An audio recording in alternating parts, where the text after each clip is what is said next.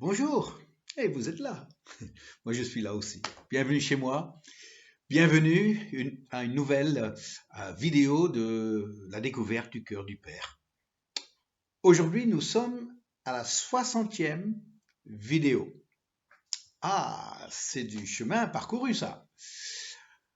Effectivement, ça fait 60 vidéos que j'ai fait. Vous pouvez les suivre si vous voulez sur ma chaîne. Ils sont là, en commençant avec la première que j'ai appelée intro. Et après, vous suivez tous les versets que nous avons abordés dans l'évangile de Jean jusqu'à présent. Et il y en a encore quelques-uns euh, que j'ai l'intention de faire. Alors, au-delà du confinement, parce que c'est le confinement qui m'a provoqué la pensée de faire ces vidéos, mais au-delà du confinement, je crois peut-être pas au même rythme, mais continuer pour ceux qui suivent et aussi parce que je crois que c'est à faire. Une fois qu'une vidéo est là, elle est en ligne, alors là, on peut y retourner quand on veut.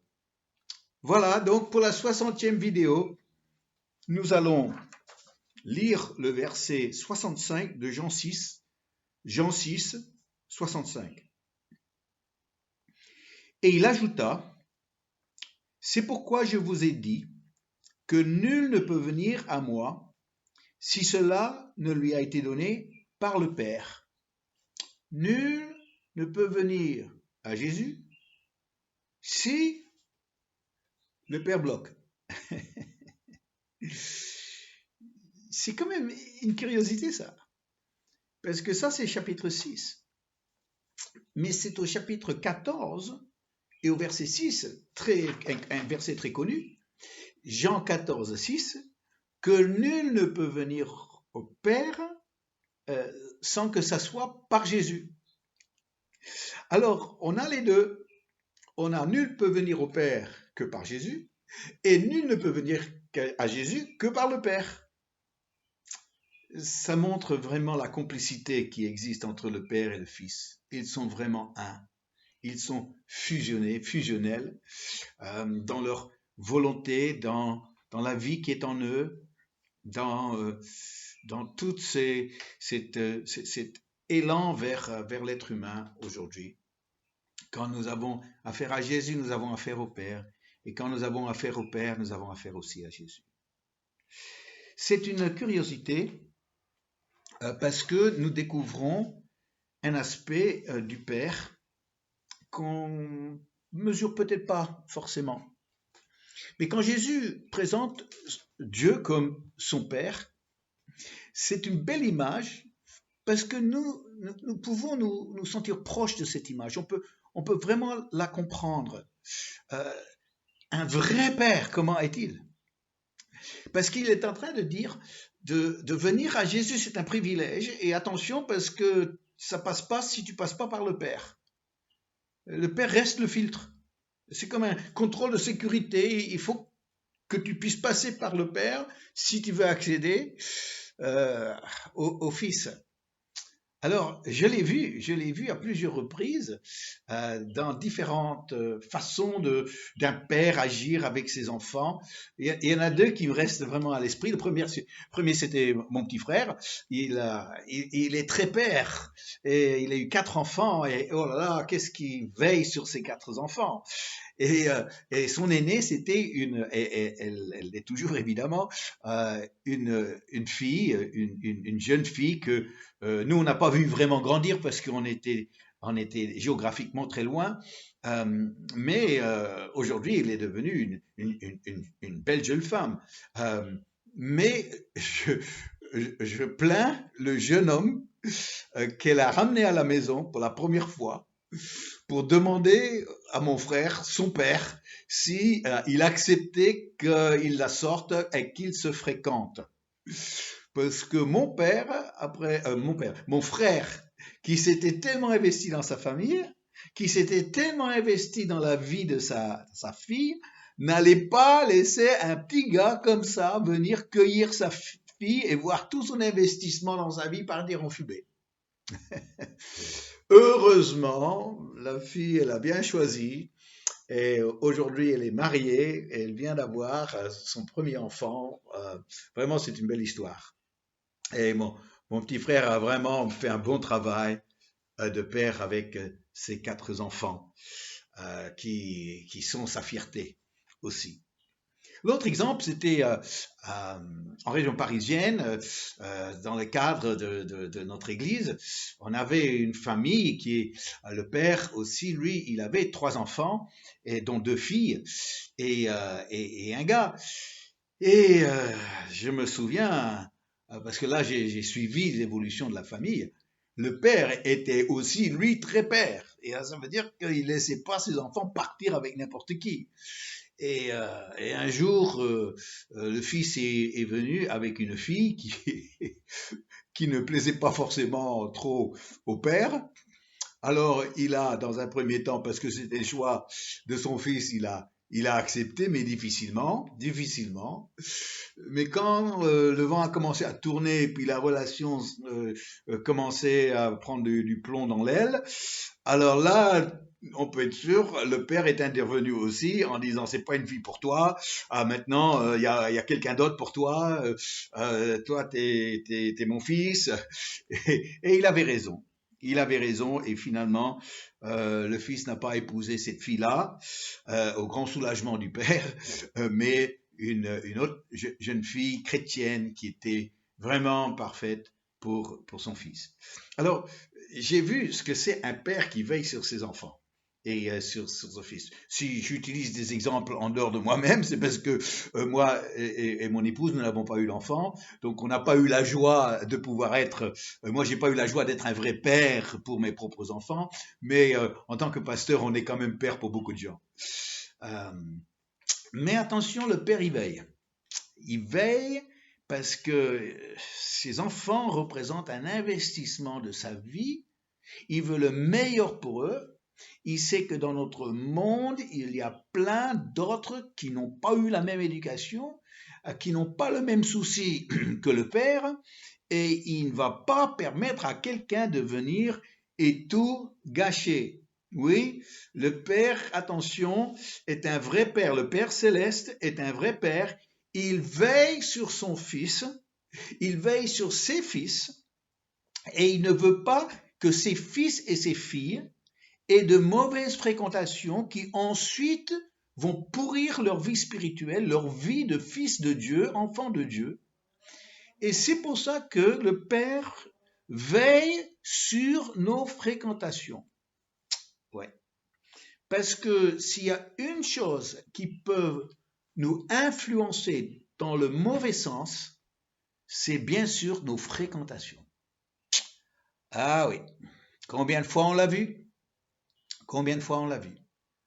Quelqu'un qui était un chrétien vraiment de tout cœur a accepté de fréquenter des personnes déjà non chrétiennes qui l'entraînent en disant oui, mais tu sais, t'as pas besoin d'aller chaque semaine, tu sais, on peut être chrétien sans aller à l'église, et puis, tu sais, viens avec nous parce qu'on t'aime bien, et on va s'amuser ensemble, et tu vas voir, tu vas pouvoir vivre un peu, tu vois, t'es un peu trop coincé, toi, en tant que chrétien, tu vois, là, derrière, il y a la voix séductrice du diable qui dit, viens, amuse-toi, tu vas voir, on va vraiment s'éclater. Attention. C'est pour ça que quand les gens me disent, quand les chrétiens et surtout les jeunes chrétiens, ils me disent, alors est-ce qu'on peut avoir en tant que chrétien des amis non chrétiens? Moi je dis oui. Moi je dis oui. On n'est pas enfermé dans une espèce de secte, pas du tout. On peut avoir des amis chrétiens. Mais attention, il faut qu'ils soient respectueux de nous. Parce que s'ils commencent à essayer d'influencer, de nous éloigner, alors là, ils ne sont pas des bons amis. Dégage-toi d'eux, libère-toi de ces personnes-là. Mais alors, parmi les chrétiens, est-ce que tout est bon? T'es chrétien? Oui. Ah, alors, c'est bon. Je baisse ma garde. Ah non. Non. Même avec les chrétiens, j'ai suffisamment roulé ma bosse dans le monde chrétien pour savoir qu'il y a des gens dans le monde chrétien qu'il ne faut pas fréquenter. Là, je l'ai dit maintenant. C'est ça. Et je dis même dans une église, parfois, il faut choisir. Parce que tout le monde n'est pas forcément fréquentable, nous recevons le grand public. Et après, il faut les gérer. Si je dis ça, c'est parce que je veux protéger aussi ceux qui sont un esprit pur, ceux qui ont un bon esprit, qui ne soient pas atteints par quelqu'un qui a pas un bon esprit, tout en se disant chrétien. Là aussi, j'ai deux choses qui me viennent à l'esprit. Il y avait une jeune femme à Paris qui a donné sa vie à Jésus, mais c'était tellement beau à voir. Elle était pure de cœur, elle était joyeuse comme tout d'avoir rencontré Jésus. Et le problème, c'est qu'elle a été prise en main par un couple qui était négatif, critique, des rebelles de cœur. Et on a assisté progressivement à l'esprit de cette jeune fille, cette jeune convertie, pourrir, au point où il a commencé à refléter les chrétiens qui n'étaient pas fréquentables pour quelqu'un qui avait un esprit pur, pour quelqu'un qui voulait vraiment venir à Jésus. Oui, et malheureusement, après, elle a disparu. Et je ne l'ai jamais plus revue. C'est une des plus grandes déceptions en tant que pasteur. C'est de voir quelqu'un vraiment touché par la grâce de Dieu, de voir une conversion sincère à Jésus. Et après, d'être influencé et attiré par les mauvaises personnes, soit non chrétiennes, et pire encore quand c'est des chrétiens. Parce que les chrétiens rebelles, ça existe. Je pense à une autre situation que j'ai connue, des parents chrétiens qui se voyaient un peu des responsables, qui faisaient même des réunions, mais que leur propre vie personnelle n'était pas ce qu'on souhaiterait en tant que chrétien, en tant que pasteur. Leur fille dans le monde, complètement dans le monde, s'inquiétaient pas du tout de la vie chrétienne des parents, peut-être même voyant l'exemple de ses parents, ça lui donnait pas du tout envie d'être chrétien. Et voilà que par ce miracle de Dieu, elle s'est convertie, mais alors elle s'est convertie merveilleusement. Et elle a vu la différence avec le monde et avec ce que Jésus voulait pour sa vie. Et elle a tranché, mais vraiment tranché. Et tout de suite après, elle a vu qu'elle avait un choix à faire. De quel type de chrétien allait-elle être? Est-ce qu'elle allait être un chrétien qui était obéissant, un chrétien qui se remettait en question, qui avait une humilité, qui était pur d'esprit? Ou est-ce qu'elle allait être une chrétienne qui allait refléter ce qu'elle avait vu dans son entourage? Et heureusement qu'elle a fait le bon choix. Et en faisant le bon choix, elle a dû prendre de l'autonomie, vous vous rendez compte, même de ses propres parents. Oui, il y a des choix à faire pour protéger notre venue à Jésus. Parce que le Père veille pour nous. C'est pour ça que je vous conseille, chers amis, choisissez bien vos amis chrétiens. Que ce soit des personnes engagées, que ce soit des personnes fidèles, régulières, qui se donnent au Seigneur. Des personnes qui ont un bon esprit, qui ne sont pas rebelles, qui maudissent pas les pasteurs, qui méprisent pas la vie d'une église. Oh, tout n'est pas parfait, bien sûr, et parfois je peux même leur donner raison, mais je leur donne jamais raison dans un état d'esprit qu'ils ont. Non, chers chrétiens, choisissez les bons. Choisissez ceux qui sont des vrais, ceux qui sont purs, ceux qui sont vraiment venus à Jésus lui-même et qui reflètent aujourd'hui cet esprit de Jésus. Pas seulement la foi en Jésus, pas seulement capable de citer des versets, même les paroles de Jésus. Parce que ça, on peut le faire. On peut le faire sans avoir l'esprit de Jésus. Je l'ai vu tellement souvent. Alors, chers amis, un petit conseil aujourd'hui d'un pasteur, d'un papa spirituel, si vous voulez bien. Choisissez bien vos amis chrétiens parmi ceux qui sont purs d'esprit, parmi ceux qui montrent par leur attitude, par les actes, par les paroles qui sortent de leur bouche, qu'ils sont vraiment venus à Jésus. Et Jésus est reflété dans leur vie. Et cela me montre que le Père a permis, a donné cette personne qui reflète Jésus. Il lui a donné la permission d'aller jusqu'à Jésus. Alors, ce que je vous dis aujourd'hui, ça va peut-être vous demander de réfléchir sur vos fréquentations, sur les personnes que vous voyez en dehors des réunions, les personnes qui vous appellent ou que vous appelez, des rencontres que vous pouvez faire, afin que le Père n'intervienne pas en disant, on a un petit dicton qui n'est pas dans la Bible et que je trouve pas mal non plus, ceux qui se ressemblent s'assemblent.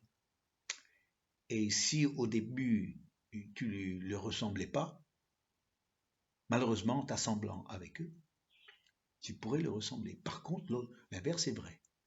Si tu choisis les bonnes personnes,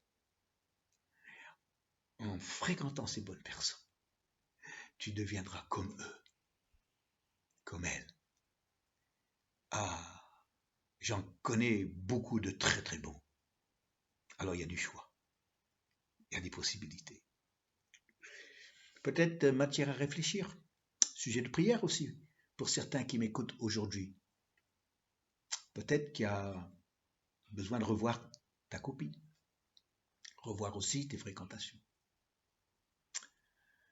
Ça part d'un désir profond que Jésus soit glorifié dans nos vies, alors là le Père nous laisse vraiment venir à lui.